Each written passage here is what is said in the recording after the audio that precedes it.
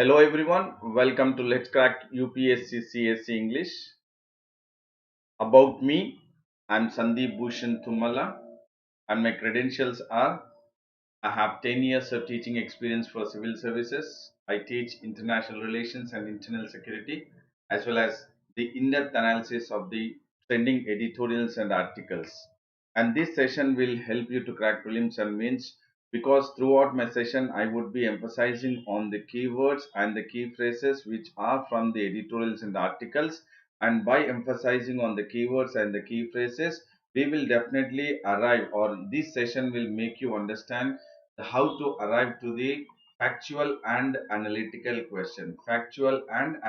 questions which will be very useful for the prelims examination. So definitely the emphasizing the keywords and the key phrases, we will identify the factual and analytical question, and also throughout the session I would also make you understand the importance of imbibing the various keywords and the key phrases in the answer writing. That is for the mains examination, how your answers have to be very clear and crisp. So definitely by imbibing the keywords and the key phrases, your answers would be precise and concise. So definitely this is what the two words, that is precise and concise of answers, are being demanded by the UPSC from the civil servant aspirants. So therefore your answers, while you are imbibing the keywords and the key phrases, your answers would be very impressive, and thereby you will score high marks in the mains examinations. So ultimately my session will help you to crack prelims and mains with high scoring marks both for 2020 as well as 2021 also. But prior to that, you have a notification in regards to Let's Crack UPSC CSE English, which is India's largest learning platform. And once you get subscribed to the platform, you will have unlimited live and recorded courses from the India's best educators.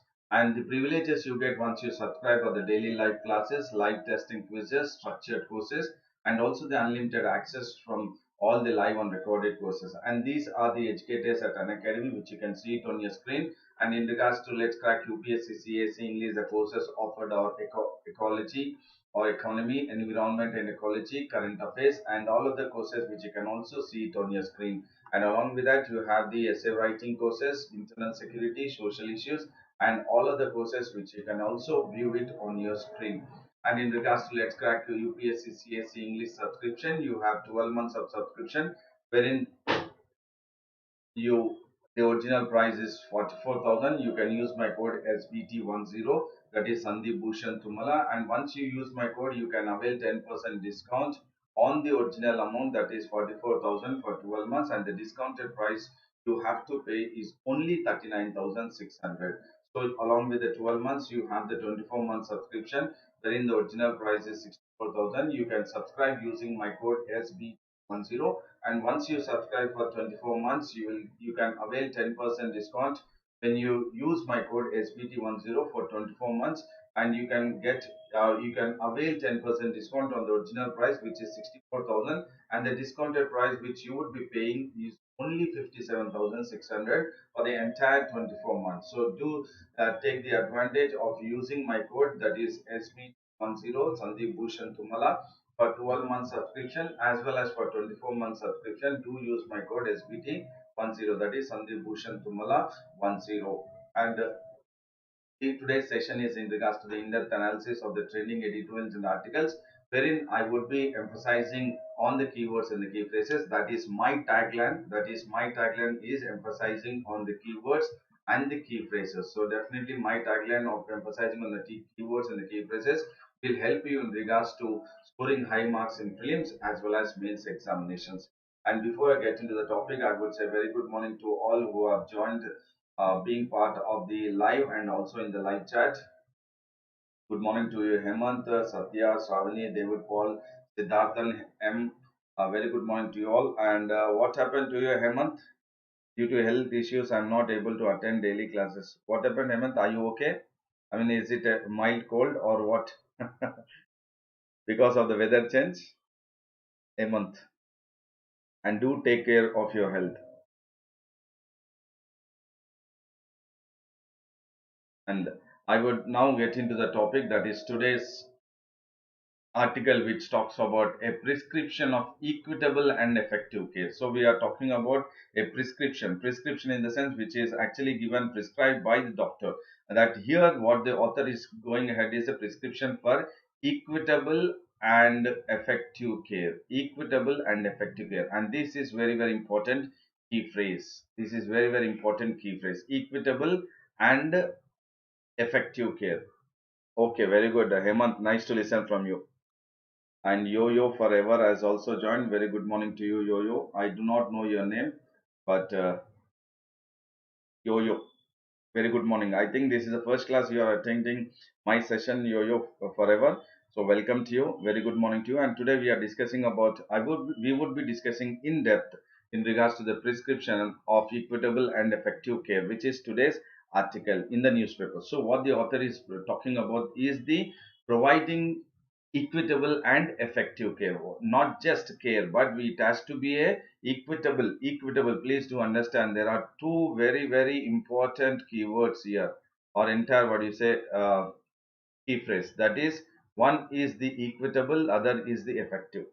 So not only just care, not only what you say going ahead with providing the care. No, the state government and the central government is definitely in regards to providing the health care. Definitely it has to provide the health care, but the health care has to be equitable and effective. Please do understand these keywords, because this is what will impress the evaluator while you are using the keywords and the key phrases. Equitable, not just saying that healthcare is required and healthcare has to be provided by the state government and the central governments. No, along with the what do you say public and private sector, no doubt healthcare, but the healthcare has to be equitable and effective. That is very important. Please make a note in your answer book. Equitable and effective healthcare has to be given, and this can be given, equitable and effective care can be given when there is a proper what you say coordination between the public and private sector, that is the government hospitals along with the private hospitals. So there is a necessity that there has to be a congenial and then coordinated efforts by making sure that both the government hospitals and then the private hospitals come together. That is, public and private sector come together into making sure that they are getting in the form of a functioning partnership. And this is very important, that they are getting into the mode of functioning partnership, not only providing equitable and effective by the public hospitals, and that is the government hospitals and the private hospitals, or else the public and private sector, but they both have to come together into a functioning partnership, so that the government and the private together can provide equitable and effective health care. That is very important. And at this system, when the pandemic is there, what is the need of the hour is the trying to emphasize, not trying to, the need of the hour is to make sure that the primary task is the healthcare. Primary task is the healthcare. And here the government has to focus on prevention of the epidemic, making sure that both the public and private sectors are coming together to make sure that they are going ahead with providing equitable and effective care. Equitable and effective care. So now we will look at what is we will discuss, or I will explain in regards to what is a neglect, which is at the prime neglect of the primary task, and then how to combat the fear. Definitely there is a sense which is really an effective one onto the normal citizens, and also the one is who is infected is the fear. So how to combat the fear, and what are the various what you say list of measures and suggestions how we can overcome this entire situation, making sure that there is a public and private sector functioning partnership into action, so that we can effectively go ahead with prescription of equitable and effective healthcare system. Are you all getting it? Hemant, Satya, Savani, David Paul, Siddharthan, Yo-Yo, are you all getting it? So because why I'm saying is, here it is very, it looks very simple, but it is very important for you in regards to the main point of the keywords equitable and effective. So now we'll get into the topic, that is in regards to the today's article. So definitely the medical we have seen because of this COVID-19 situation. Okay, very good, Satya. Because of the COVID-19 situation or COVID-19 pandemic situation, we have seen that entire there was a we have seen we have experienced health crisis, economic crisis, labor crisis, and also on the verge of, if we are not handling it properly, there could be an what do you say, humanitarian crisis. But we have experienced health crisis, economic crisis, and what do you say, the labor crisis. Definitely we have experienced. So what is very very important, Chetan has also joined. Very okay, Chetan is yo-yo. Okay, Chetan, very good morning to you once again. Is it your first class, Chetan? And in regards to all this, we can very clearly or obvious it is that the medical care is being disrupted because of the COVID-19 pandemic situation. And why the medical care is disrupted? Because to handle the public health emergency care system is not into action, and that is what has happened in regards to the public care has been disrupted. And along with the public care which has been disrupted, what is that which is evolving is fear, anxiety, and uncertainty along with confusion. So these are all the one. Okay, okay, Chetan. Yes, I mean definitely. I will make sure that you will be comfortable in the entire what you say session, and also my session will be certainly useful for you in regards to prelims as well as mains examinations. So I would be emphasizing on the keywords and the key phrases which will be useful for prelims as well as mains examination. So here in regards to our discussion, because of the COVID-19 pandemic situation, we have seen or we have almost overcome little bit of what you say health crisis, economic crisis, and the labor crisis. But what has happened is to the medical care has been totally disrupted because of the COVID-19 situation, because we were not really in a position to handle the public health emergency care. And in regards to that, I mean, in the midst of this entire COVID-19 pandemic situation or the medical care, the way it has been disrupted, what is also evolving is fear. What is evolving is also anxiety, and then uncertainty and confusion. Why? Because we do not know how long this COVID-19 pandemic disease would exist. So there is a fear, there is anxiety, there is uncertainty and confusion, and all have all overtaken the clinical services. So definitely all this what we are talking about, the fear, anxiety, and then uncertainty and confusion have all overtaken the clinical service, that is the medical care. And what is now really getting into the minds of the people is these four. Please do take it into your answers in your book. Fear, anxiety, uncertainty, and confusion have all overtaken the clinical services. And definitely at this juncture, what is very very important is the private sector, which delivers the major part of the medical services. So here we were talking about the medical care, which has been disturbed because of the COVID-19 situation. And in regards to the major part of the medical services have been delivered by the private sector, that is the private hospitals, private sectors. So definitely the medical services or medical care or medical services are maximum delivered by the private sector. So when this is at this situation, when maximum the medical care or medical services is being delivered by private sector, but because of the COVID-19 pandemic situation diseases, or else the infectious diseases or the public health emergency, please do take it into consideration these two words, keywords. Because of the infectious diseases or the public health emergency system, the private sector which is into delivering the maximum medical services or the care is now functioning as a skeleton level. Please do understand, it is now functioning as a skeleton level, and patients have considerably difficulty in accessing medical care. Why? Now the what do you say private sectors have become so skeleton level, wherein earlier they were playing a major part in delivering the medical services and medical care to majority of the people or majority of the citizens. But now they have become skeleton level, and they are finding it very difficult in accessing the medical care. And that, if you look at one of the what is the state, the Tamil Nadu is having a better health system.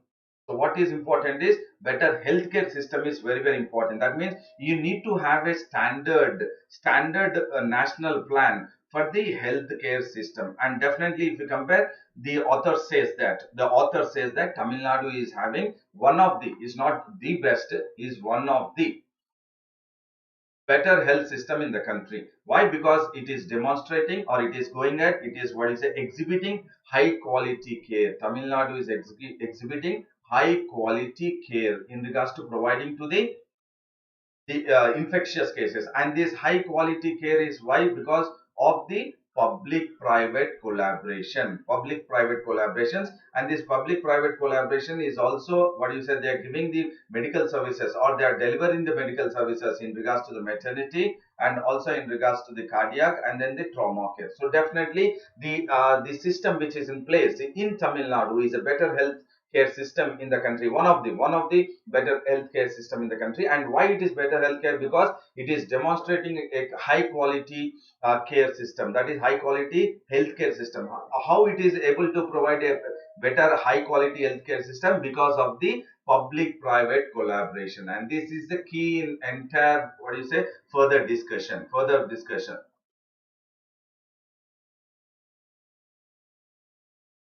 Okay, Siddharthan says, I'm in Tamil Nadu. Okay, here was sir. Okay, fine. No, but what is the focus here is, Siddharthan, what is the focus is public-private collaboration is the focus for our civil services discussion. For our civil services discussion, public-private collaboration at the time of, what do you say, COVID-19 pandemic situation, or at the time of infectious diseases like virus, not SARS-CoV-2, COVID-19. So this is when you have this public-private collaboration, definitely the care would be more effective. That is what the author is talking about. And at this moment, the private sectors are become a skeleton level, but earlier they were into the mode of delivering the major part of the medical services or medical care. And if you look at the numbers in the Tamil Nadu across almost, what you say, 50,000 with 576 deaths. And there is a need to pull the resources. Definitely, as you are saying, Siddharthan, yes, there is a need to pull the resources. Basically, resources, when we are talking about the resources, yes, the resources are in regards to the public and private sector. So definitely, it is a need of the R for the government to pull up the resources from both the public and the private sectors, so that they would be functioning, they would be together as a functioning partnership. This is very, very important. What is a key phrase which you can use it in your answer? So functioning partnership has to take it into consideration by making sure that the resources are utilized in the right manner of the public and private sectors. And this, when we are able to, what do you say, utilize the resources by the functioning partnership, what will come into picture is that the government or the state government or the central government can provide good clinical care and ameliorate suffering and prevent it. So definitely they can go ahead with, what you say, making sure that the suffering and the deaths are reduced. The deaths are reduced. Recovery rate, frankly speaking, Chetan, I do not know. Frankly speaking, I do not know. But India, if you look at India, entire India, it is almost 51%. Frankly speaking, Chetan, I seriously, what is, I am not aware of the Tamil Nadu recovery rate, but in regards to the India, it is almost 51%. 51% is close to the recovery rate is. Got it, Chetan? And now we will look at a neglect of the primary task. So what is a primary task, and how this primary task has been neglected, and why it has been neglected, and what is the, what you say, various scenarios that we need to get into the mode of that, again trying to emphasize on the primary task. So primary task is very, very important, but that primary task has been neglected. So until now, the focus of the government, so definitely the government, if you look at, is in a very strenuous one, because this is the first time almost, what you say, in close to 50-60 years, we have seen these kind of infectious diseases or the pandemic situation we have experienced. And then the focus of the government is what? To prevent the epidemic, or to make sure that the virus do not spread virulent, or to contain the SARS-CoV-2 virus. So in regards to that, in regards to the prevention of the COVID-19 pandemic situation, what the government is going ahead is testing of suspects. So it is going ahead with the testing capacity. So when it is going into the testing, it is also making sure that after testing, once they are proved, when they are positive, they have to isolate the cases. And in regards to that isolation also, if it is possible, they have to go ahead with the institutional quarantine of contacts have to take it into consideration. So definitely the government is now focusing, please do understand, the government is now focusing on the prevention of the spread of the SARS-CoV-2. For that, it is going ahead with the testing, and once the testing is done, it is keeping the persons who are contacted with the virus, they are in isolation, and then also institutional quarantine is also taking place. And this, if you look at, the hospitals have focused their efforts on preventing by admitting asymptomatic. So what is very, very important is the asymptomatic persons. That means, what do you mean by asymptomatic? The one who is not showing any kind of symptoms, but the person would be affected by the virus, and virus would be the person would be as a carrier of the SARS-CoV-2 virus, and he would act as a host to the SARS-CoV-2 virus. But those people are not. The hospitals have focused their efforts on prevention by admitting prevention. So earlier they were preventing the asymptomatic contacts and mild infections. But now slowly the government hospitals are trying to even focus on the asymptomatic persons. That means the person do not show, the person, he or she will be healthy itself, but within there would be multiplication of this SARS-CoV-2 virus which is happening, wherein the spike protein will get injected, or it will bond to the ACE2 human receptor of the human cell. I repeat, the spike protein of the SARS-CoV-2 will inject, or it will bond with the ACE2 receptor of human cell. And once this takes place, there would be multiplication of the SARS-CoV-2 which will be happening. I repeat, the spike protein of the SARS-CoV-2 will get bonded or attached to the ACE2 receptor. It is a receptor, ACE2 receptor of the human cell. And once that happens, it will take at least 12 to 14 days for the person to be detected as a symptomatic person. But prior to that, within that time, there could be a possibility that this person is being in the society, part of the people, and then there could be a possibility that he or she would be spreading the virus. So the government has now also focused on making sure that they are also going ahead with admitting the people who are asymptomatic also. So I have said that spike protein and ACE2 receptor, please do take it into consideration for a better understanding how the bonding take place from SARS-CoV-2 to the human body, that is the human cell. You have the ACE2 receptor of the human cell which gets bonded with there is a strong bond with the spike protein of the SARS-CoV-2, and thereby the multiplication takes place at a very faster pace. And now with the focus on prevention, so definitely now the focus is on prevention. Prevention means what? That is in regards to the containing the SARS-CoV-2 virus, SARS-CoV-2 virus, wherein the infections would be reduced. And in that regard, doctors have been unable to attend the primary task. So definitely when the focus was on the prevention of the SARS-CoV-2, so the doctors have been unable to attend the primary task. So what is the primary task of getting? Primary task is what? Primary task is getting the good clinical care, and then to reduce or to lessen the morbidity and to lessen the mortality. So what is this? So the primary task is what? To provide good clinical care. Good clinical care, morbidity to lessen it, and mortality to lessen. Morbidity in the sense infection. Morbidity is infection. Mortality is death cases. death case. So what is the important is the primary task of the doctors or the hospitals is to provide good clinical care, reduce morbidity and reduce the mortality rate. But majority of the COVID-19 infections are mild and resolve on their own. So definitely if you look at majority of the cases of the COVID-19 are mild symptoms, and they can be resolved on their own itself, on their own. And only the one who are seriously ill, especially when we are talking about, that is the one who are elderly people. And these elderly people also are the one who are with the comorbidity in the sense, morbidity means we have looked at infection. Comorbidity is what you say, two or more,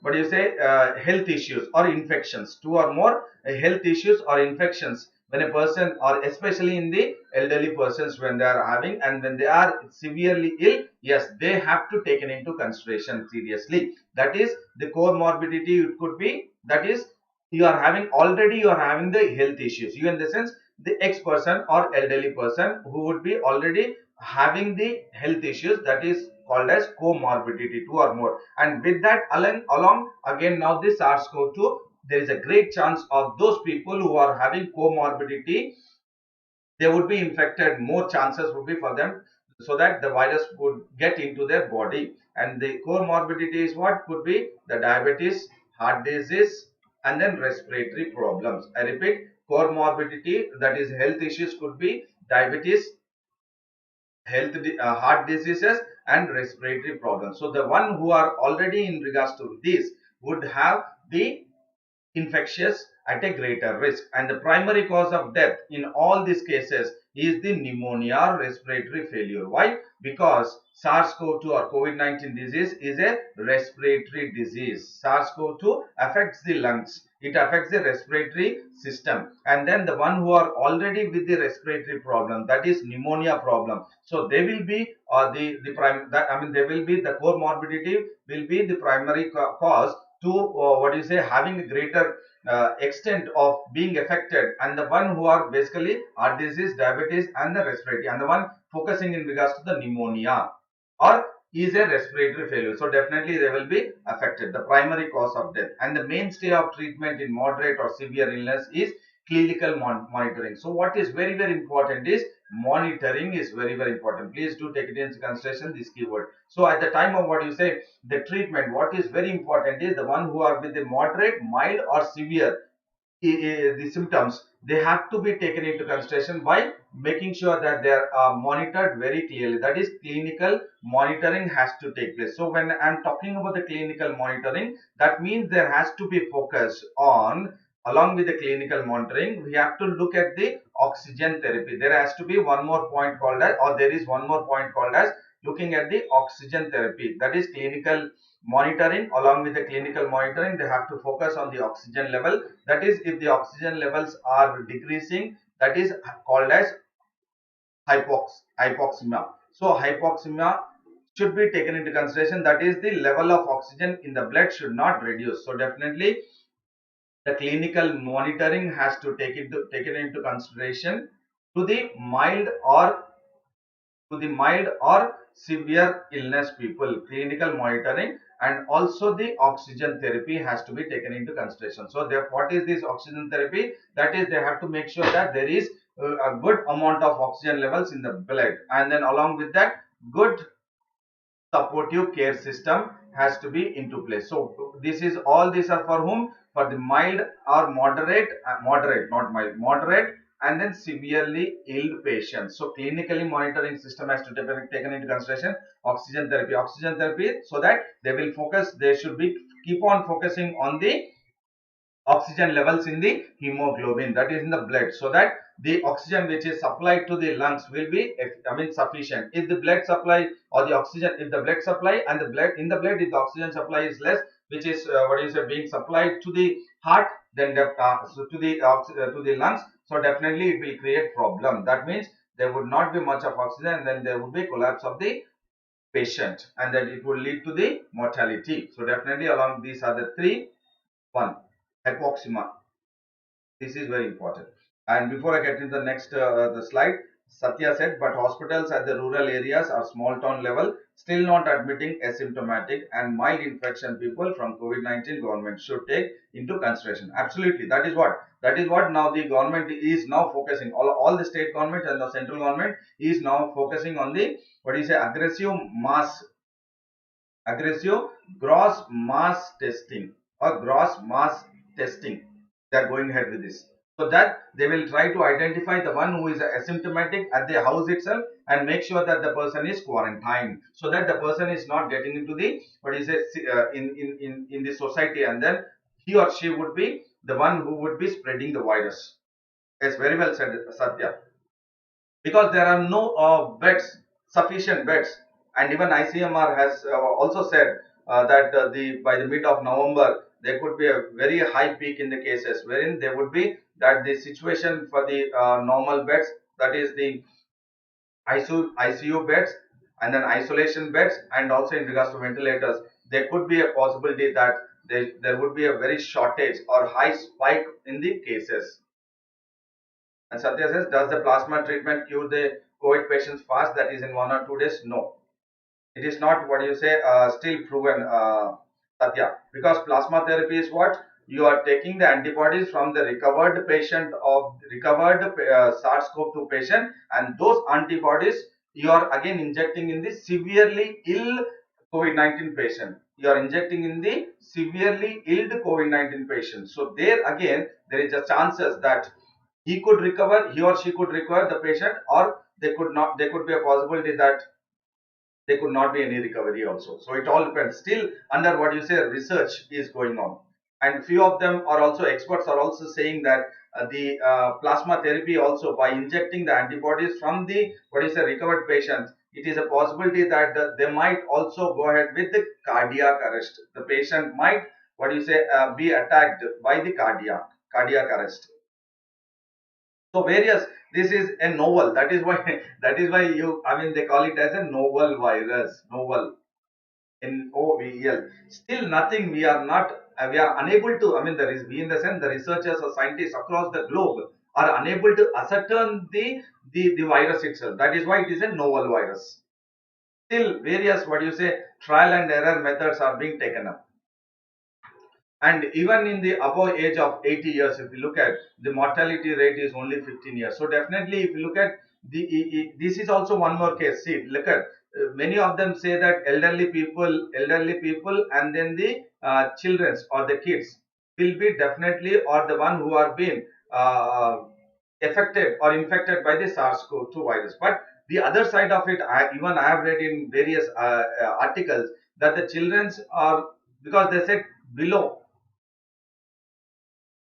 10 years and what do you say above 60 years or the one who will be affected, they should be taking care of their health. But the various other what, I have read also that the one who are above 80 years, the mortality rate is only less, is less. I've read it in other newspapers or articles or various discussions also, debates also. So that is all what you say, like still to be ascertained how the what you say the one who is with the comorbidity or with the senior citizens having various health issues are the one wherein the mortality rate is very less, and the patients who require ventilator treatment have a mortality rate of 50%. Please do understand. So the patient who is on ventilator, a patient who is on ventilator, is the mortality rate there is 50%. But in regards to the one who is above 80 years, the mortality rate is only 15%. So look at it, the kind of what you say, unable to ascertain what is the real mortality rate in regards to the various people. And there is also that, it is not here mentioned, but I've also read that many of the one that is almost 30 to 40 or 30 to 40 years of age are the one who are been infected by the SARS-CoV-2, and the mortality rate is also high. So one thing what could be the possibility is that this age group are the one who are not really taking the SARS-CoV-2 seriously, and they are not what you say following the guidelines. Could be. And the one who are with the good supportive care for the sick patients is essential in preventing death. So what is the primary task, as we have discussed, is the good supportive care, and this good supportive care will definitely make sure that the death cases or the mortality rate will definitely come down. And along with this, the hospital services have to focus on inpatient management. So they have to focus on the inpatient management. So you have outpatient and also inpatient. So inpatient management has to be focused, wherein in regards to the one who are having the moderate and severe pneumonia. So what is very important is this is actually affecting the respiratory, that is the lungs. So definitely the one who is having or who is with the moderate or severe pneumonia, they have to be taken care, they have to be prioritized, and they have to be, what you said, brought to the ICU. And there we have to make sure that these people who are with the moderate or severe pneumonia being given proper treatment in the ICUs, and they have to be given to the, what is the treatment to them in regards to the ICU beds, who feel that potentially there is a reversible illness. That means they can recover.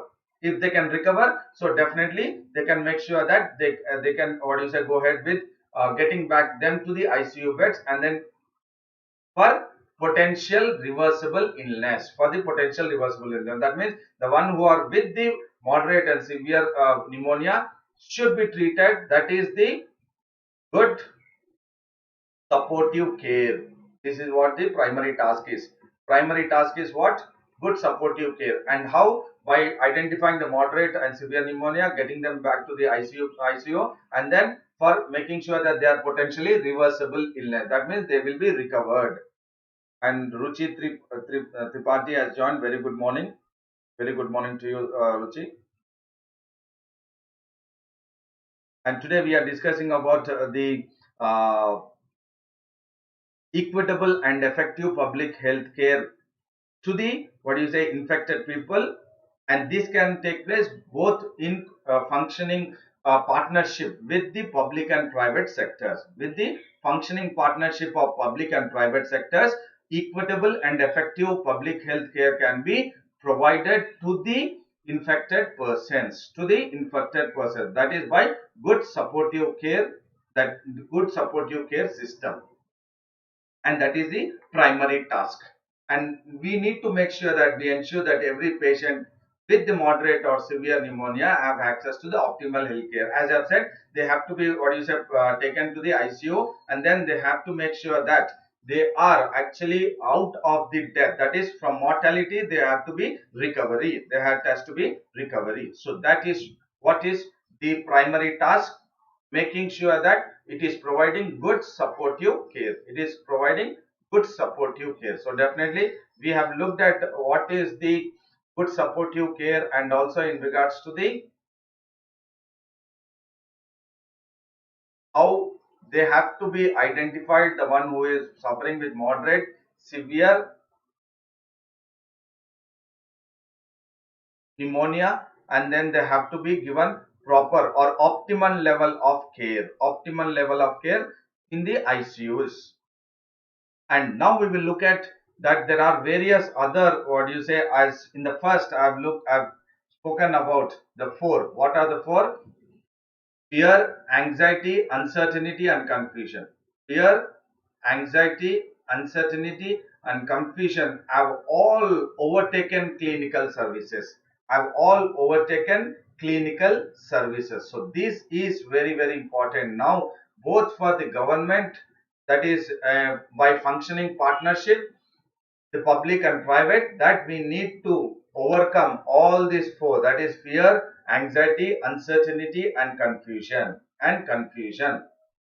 So now we will look at how we can combat the fear. That is the one, because of labeling and stigmatizing. Definitely there is a two words which are labeling and stigmatization. That means in the society, like there would be a kind of situation wherein once they are diagnosed with the COVID-19, so people in the society or in the community will try to, what you say, label or stigmatize one particular house or the community, that this area is being totally infected by the SARS-CoV-2. So this is the one which is very important. These keywords, that is labeling or stigmatization of those diagnosed with the COVID-19, are the one. Because of that, because of labeling and stigmatizing, public or reluctant, public, that is, people are reluctant to come to hospitals or visit hospital, but they are coming very late, or or they are also, what you say, not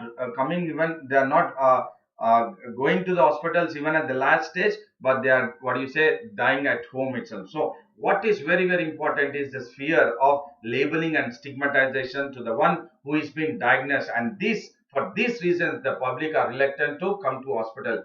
Even at the last stage they are not coming, and they are dying at home, and when they are dying at home, definitely the number is not taken into account, and this is what is happening, and that has to be slowly eradicated, so that it has to be educated properly by the various people, or else the public and private both together, along with uh, the frontline health workers, ASHA workers, and then the by the corporate social responsibility, the entrepreneurs, all these or startups have to come up and then make sure that they educate the people about the health hygiene practices, and also forget about the fear, anxiety, and then in regards to how they need to actually move forward and then go ahead with the testing, and then the government has to send out a very clear message that it will provide good quality care. As we were talking about, this is the primary task of the government, and that too, this good quality care has to be at an affordable cost, ensuring confidentiality, and this is very very important. Ensuring confidentiality is very very important. So what we are looking at is all the keywords and the key phrases. Please do understand, providing good quality care, I've written here, providing good quality care is a key phrase, and that is a primary task of the government, and that has to be again taken into consideration by the affordable cost, wherein the good quality care should be by affordable cost, and ensuring confidentiality. That is very very important. Otherwise, again, the labeling of stigmatization do takes happen, and for this to happen, what to happen, to provide good quality care by affordable cost and then ensuring confidentiality, the government must work with the private sector, and for this it is the need of the hour that the government should work with the private sector. This is what is the entire nutshell of the entire our discussion. So the government, for providing, or to go ahead with the primary task of providing the good quality care by affordable cost and then ensuring the confidentiality, the government should work with private sector to make care accessible and affordable. So we are talking about the care as affordable cost, not only affordable but accessible. So all these are very very important keywords: affordable and accessible. Rather than just writing cheap at a, what do you say, cheap rates or low rates, no, you should write accessible and affordable cost. So this is a very very important, what do you say, article, wherein you are getting all the, what do you say, measures, all the measures wherein you can put forth in regards to how to handle the COVID-19 pandemic situation. But that is by functioning partnership of the public and private hospitals, by or for providing equitable and effective care. Okay, before I get into the next slide, Satya says treatment is yet going in an effective way as per the recovery rate is showing. Yes, absolutely, but there is a need to trace and test in a huge number by proper utilization of Arogya Setu. Yes, absolutely, and now the government is actually going ahead, state and then central governments are also going ahead with a more number of tests, they are going ahead with that. Probably we can expect that definitely the infection rates or asymptomatic cases will be handled very effectively, and then the spread of virus do not take place, and the government should definitely financially assist. So we were talking about government plus private sector, we were talking about the functioning partnership of government plus private sector. So when we are talking about the functioning partnership of government plus private sector, what is important is the government should financially assist. It should financially assist whom? The private sector. So what is the need of the hour is to make sure that the government financially assists the private sector. How they can assist the private sector financially? By reimbursing. So to reimburse the basic payment or patient care cost. So they have to reimburse the basic patient care cost. So this has to be provided to the private sector. So by financially assisting the government, financially assisting the private sector by reimbursing. How to reimburse? The basic patient care cost. And this again is very, very important key phrase. Please do take it into consideration. All this have to be mentioned in your short notes while you are writing now.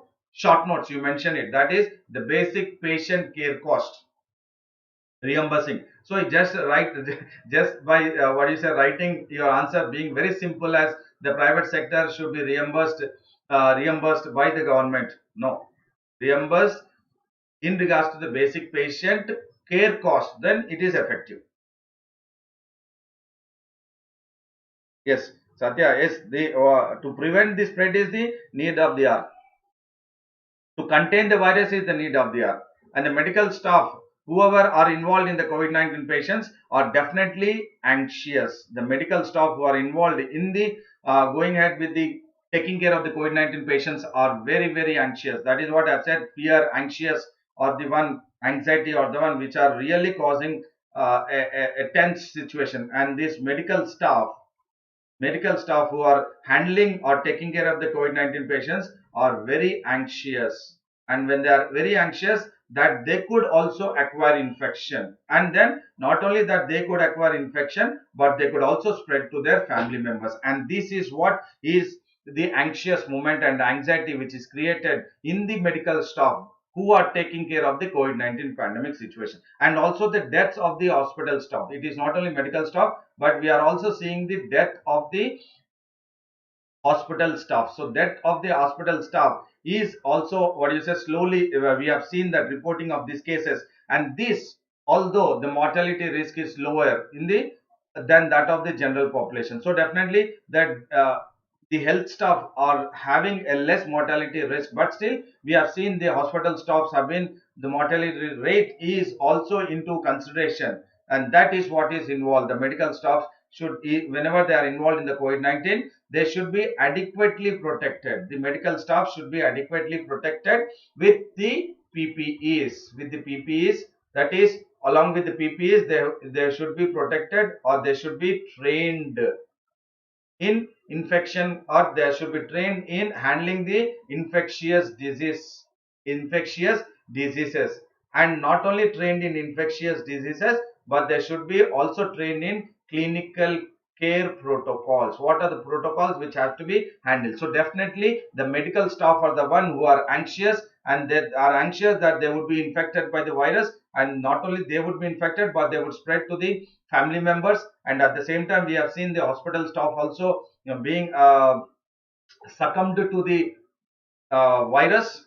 And then what is very important is this medical staff should be given adequately protected by the PPEs, and that is personal protective equipment. And also they have to be trained in regards to handling the infectious diseases. They have to be trained in handling the infectious diseases.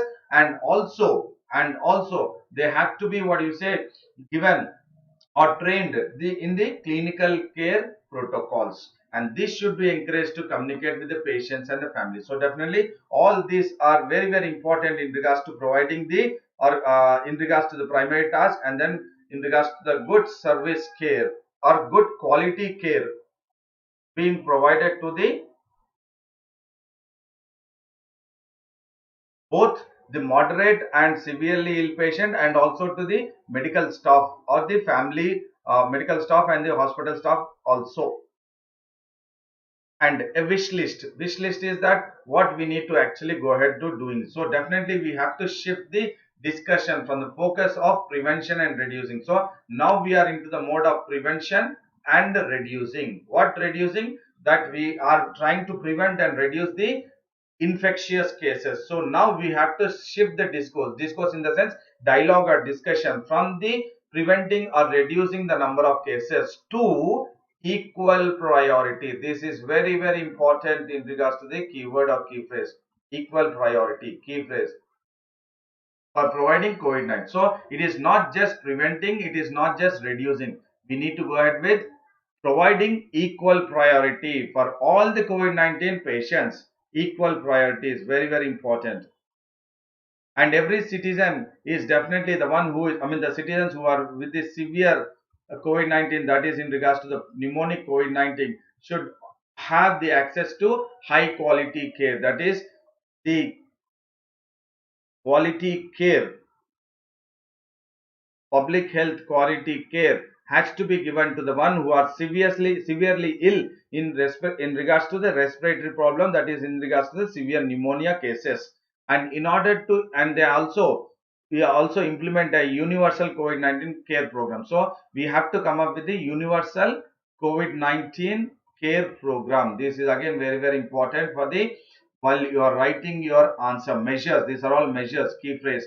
So we need to also implement what? A universal COVID-19 care program. Universal COVID-19 care program.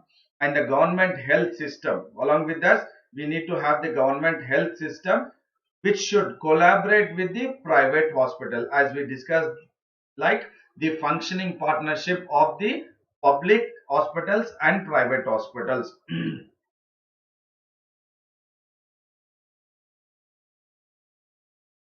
So I think you are all getting the point. So here it's all what you said, the measures, how we can handle the COVID-19 along with the what you say taking into consideration, or the functioning partnership of public hospitals and then private hospitals, or public sector and private sector, and what are the measures or suggestions.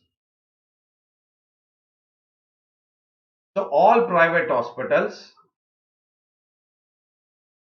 which have the potential should take care of the COVID-19. So definitely the private hospitals which have the potential, to handle the patients of the COVID-19 have to take care, have to induct the, or have to what you say, admit those people. And the other one is they should be given requisite incentives and subsidies. So the other one what we were talking about is this, the government has to go ahead with paying or reimbursing earlier itself or later on, or providing incentives and subsidies. So definitely there should be incentives and subsidies being provided by the government to the private hospitals, and every patient should have access to the medical care from a private or public hospital. So definitely this is the primary task, to provide the medical care. It could be private or public hospital. And the fourth one is the patients with moderate and severe pneumonia should be admitted in the hospital, and then they should be again prioritized.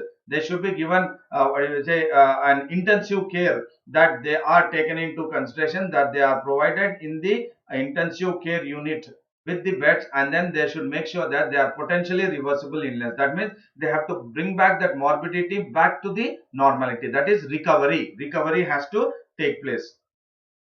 These are the measures. And the sixth one is confidentiality of the patient should be protected. As we said that yes, to ensure the confidentiality has to also be protected.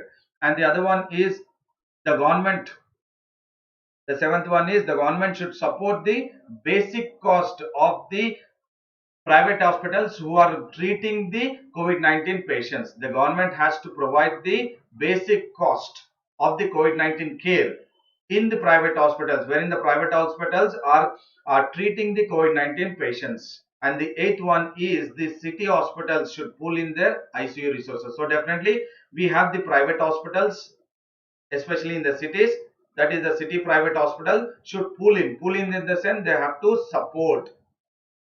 the support their ICU resources.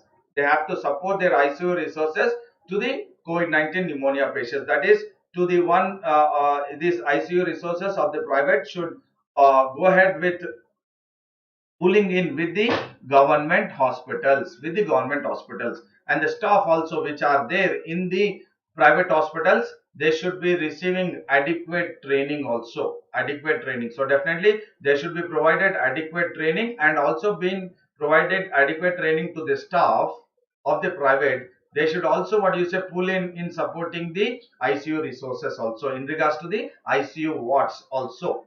and the families and staff who died due to the COVID-19. That is the medical care staff who are actually handling the COVID-19 patients or taking care of the COVID-19 patients, the medical care staff, their families and their families have to be, families of staff who die due to the COVID-19 should receive appropriate compensation. So definitely the families of the medical care staff who die because of the infection by the SARS-CoV-2, they should be given appropriate compensation. So compensation should also be given. So these are the measures, and these initiatives or measures can be realized with the appropriate leadership. And all this what we have discussed will only happen with the, yes, structural change. Madhu very well said. Structural change in the, not in the hospitalization, structural change in the functioning partnership of public and private, and both together hospitalization. Yes,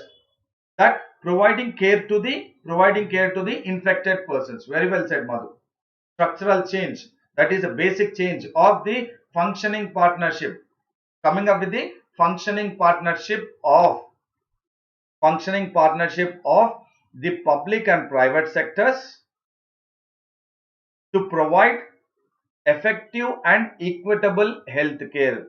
To provide effective and equitable health care. That is very, very important. And that, yes, structural change has to take place to handle the pandemic situation, but not the way we have actually initiated. And in the future, we need to get into this kind of mode. And the private sector has been fully involved in clinical care of the COVID-19 epidemic. Conclusion is, definitely we have seen the private sector has to be. That means it is a need of the hour. The private sector has to be fully involved in the clinical care of the COVID-19 epidemic. Full stop. We should work together, making COVID-19 treatment available, affordable and effective. That is what? Equitable and effective. So it should be, the treatment has to be available, affordable and effective also. And all this can take place by the functioning partnership of public and private sectors, both together, to provide clinical care for the COVID-19 epidemic or pandemic situation. And the question for the day is, India's response to the epidemic. India's response to the epidemic must combine good science, clinical reasoning and humane response to save the lives of the people of country. I repeat the question once again. India's response to the epidemic or COVID-19 or pandemic situation must combine good science, clinical reasoning and human response to what? To save the lives of the people of our country. Explain. Did you get the point? Everyone, I think you have a very good question. You have very good, entire knowledge now, wherein you can go ahead with answering this. So, India's response to the epidemic must combine what? All the three. What are the three which has to be combined to go ahead with response? Is the good science, clinical reasoning and human response. So all these have to be together, imbibed together, functioning partnership both with private and public, and that will create a, that will save the lives of the people of our country. And this is the question. Explain. And I'm saying it, probably it looks very simple, but it is a very, very important topic for the mains examination. Why? Because functioning of partnership, please do understand here, functioning of partnership of public sector and private sector. So when you are bringing in the functioning of partnership of public sector and private sector, definitely you can combine the good science, clinical reasoning and human response. So that is what it makes your entire explanation of 1 hour that easy, that you can write the answer to the question. So you please try to look into the various modes how the UPSC can frame the question in regards to the COVID-19, various aspects, public, private and various. We are discussing various levels at various different methods or options So all those are very, very important. Madhu says government should make policy guidelines with the private sector is a basic strategy principle now. Yes, what we were talking about the national policy. Yesterday also I was talking about national policy, and that is very, very important that we need to come up with a national policy also. And definitely I hope this was a very informative session, knowledgeable session for the mains and also prelims point of view, wherein I was emphasizing on the keywords and the key phrases, which will be certainly useful for factual and analytical question for prelims and also for the mains answer writing. So do like the video, share the video, subscribe the video while you are watching the Let's Crack UPSC CSE English channel, and when you are subscribing for 12 or 24 month subscription, do use my code SBT10, that is Sandeep Bhushan Thummala 10, wherein you can avail 10% discount on the original price while you are subscribing for 12 months or 24 months.